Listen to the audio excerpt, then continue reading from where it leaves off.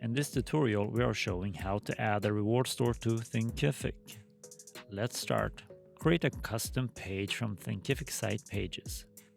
Name your page and then go ahead and remove the pre-existing content from the template. Then add a section. Search for Pointagram Reward Store. Add it and you're done. You can already see the results.